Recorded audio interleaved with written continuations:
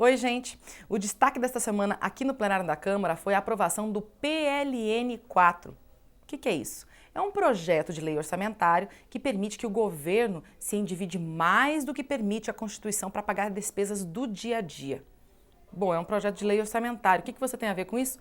Orçamento público, né, gente? Todo mundo tem a ver com o uso do orçamento público. Mas neste caso em específico, poderiam pessoas ficar sem receber alguns benefícios por causa da falta de dinheiro mesmo.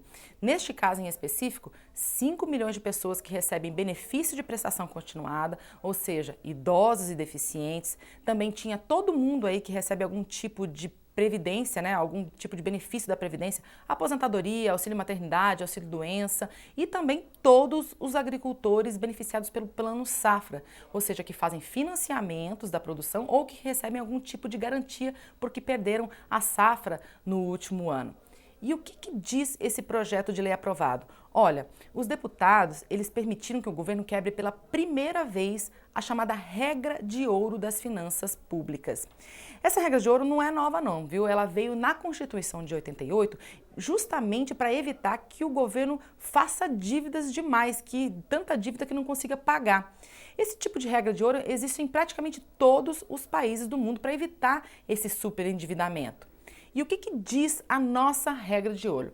Olha, a Constituição diz que o governo só pode fazer operações de crédito, ou seja, emitir título, aumentar o endividamento, na mesma proporção de gastos de despesa de capital, ou seja, o que gasta com abatimento e rolagem da dívida já existente e investimentos. Essa regra de ouro, ela só pode ser quebrada se a maioria dos deputados e dos senadores aprovarem esse dinheiro extra, ou seja, esse endividamento maior do que o permitido. E o dinheiro extra que entrar no caixa, ele especificamente tem que ser usado para aquela ação que foi indicada, não pode ser usado para mais nada. Tá, mas por que o governo está pedindo agora para quebrar essa regra de ouro? Olha, isso também não é novo. Já desde o ano passado, já se sabia que não ia ter dinheiro para pagar todas as despesas desse ano. Isso quando os deputados fizeram o orçamento público para este ano. A gente lembra que o orçamento é sempre feito no ano anterior para o ano posterior, né? Então, ano passado fizeram o orçamento deste ano. E já algumas despesas ficaram com ponto de interrogação porque não tinha dinheiro para pagar. E esse dinheiro teria que vir de algum lugar. E nesse caso, vai ser de um endividamento maior.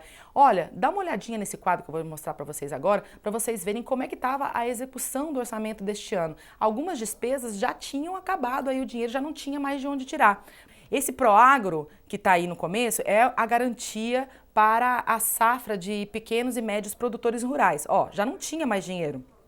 O BPC para idosos também já tinha acabado o dinheiro. O BPC para pessoas inválidas, ó, ia acabar em agosto. Bolsa Família para pagar lá para a região norte ia também acabar em agosto. As aposentadorias, auxílios da Previdência já não iam ter dinheiro a partir de setembro. Da mesma forma, o Bolsa Família da região sudeste e o Bolsa Família da região nordeste que ia ficar sem dinheiro já em outubro. Ou seja, o governo estava pedindo esse endividamento maior, justamente alegando que não ia mesmo ter como pagar a aposentadoria, Bolsa Família, o Plano Safra e também o BPC, ou seja, o benefício aí de um salário mínimo a idosos e deficientes.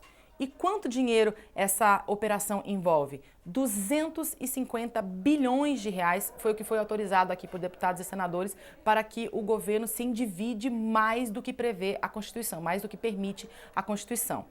É bastante dinheiro, vários parlamentares contestaram isso e o governo se comprometeu a não usar tudo. Se comprometeu a usar cerca de 147 bilhões de reais, que é o que disse que ele vai precisar aí ao longo do ano para pagar essas despesas. Mas a autorização está dada, caso precise usar mais, ele poderá usar mais. Como eu já citei, isso foi aprovado por unanimidade, ou seja, todos os parlamentares, todos os deputados e senadores concordaram com isso. Mas esse acordo, ele só veio depois de uma negociação do governo com os partidos de oposição para desbloquear dinheiro para algumas ações que os partidos de oposição consideram importantes. Por exemplo, vai ser desbloqueado 1 bilhão para as universidades públicas brasileiras, 350 milhões de reais para bolsas de pesquisa, 1 bilhão de reais para a habitação popular do Minha Casa Minha Vida, mais de 500 milhões de reais para a transposição de São Francisco e por aí vai. Na prática, o que faz esse projeto? Bom, primeiro que as pessoas não vão deixar de receber, né? Como a gente falou anteriormente, as pessoas idosas, os deficientes, os aposentados, os agricultores, eles não vão deixar de receber o dinheiro que estava previsto, dinheiro que às vezes é a única fonte de renda dessas pessoas, né? Para o governo também tem uma consequência. Ele não vai precisar cometer uma pedalada fiscal e o presidente não fica aí sujeito ao impeachment, assim como aconteceu com a ex-presidente Dilma Rousseff. Mas isso também tem impacto nas contas públicas. Por quê? Porque pegando um empréstimo maior esse ano, aumenta também os juros que o Brasil paga. Mais uma vez, essa também não é uma situação nova. Desde 2014, a União vem fechando o ano no negativo, as contas públicas vêm fechando no negativo. Este ano, para você ter uma ideia, a previsão é fechar o déficit nominal, ou seja, sem o pagamento dos juros, em 139 bilhões negativos. Se a gente for ver o déficit total, o negativo total da conta, vai ser de 464 bilhões de reais, ou seja, quase meio trilhão de reais aí no negativo só esse ano. E o que acontece? A previsão é que isso aconteça até 2021. E aí, ou seja, é uma bola de neve, é juro sobre juro que só vai aumentando e dívida aumentando, mais juro, quanto mais dívida, mais juro e por aí vai. Essa situação toda traz muita preocupação para quem estuda o orçamento e também para as autoridades, porque é preciso achar uma solução para isso. Porque a perspectiva a longo prazo é que isso possa gerar uma espécie de calote do Brasil, que o Brasil chegue num momento que ele não consiga mais pagar as contas e também gere inflação. Então há aí toda uma preocupação para se resolver esse problema a longo prazo.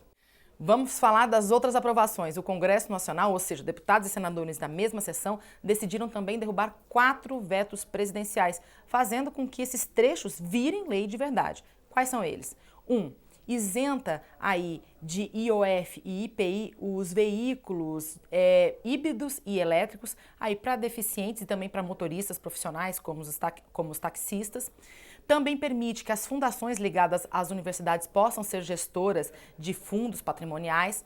Outro, isenta de reavaliação aquela pessoa que foi aposentada por invalidez por causa de HIV/AIDS. E também tem um ponto que livra os partidos políticos aí de terem que devolver para os cofres públicos as doações que receberam de servidores com função ou de comissionados. Também teve um veto que foi mantido. Isso, na prática, faz com que o governo não tenha aí que trazer para dentro do país, fazer normas próprias, leis próprias, para internalizar sanções do Conselho de Segurança da ONU relacionadas a terrorismo e a proliferação de armas em massa. Uma última coisa. Como eu sempre gosto de dizer, nem só de deliberações, nem só de votações vive o plenário. Os debates aqui são muito importantes. E esta semana, o debate que mais chamou atenção é sobre as supostas conversas que foram vazadas de um aplicativo de conversa pelo celular entre os procuradores da Lava Jato e o ex-juiz e agora ministro da Justiça, Sérgio Moro. Já há, inclusive, coletas de assinaturas para se formar CPIs para investigar tanto o vazamento das informações por parte de quem defende aí o ministro Sérgio Moro, quanto para investigar também a conduta dele para as pessoas que acham que ele não agiu conforme a lei. Bom, esses foram os principais destaques desta semana aqui no plenário. Eu volto semana que vem. Tchau, tchau.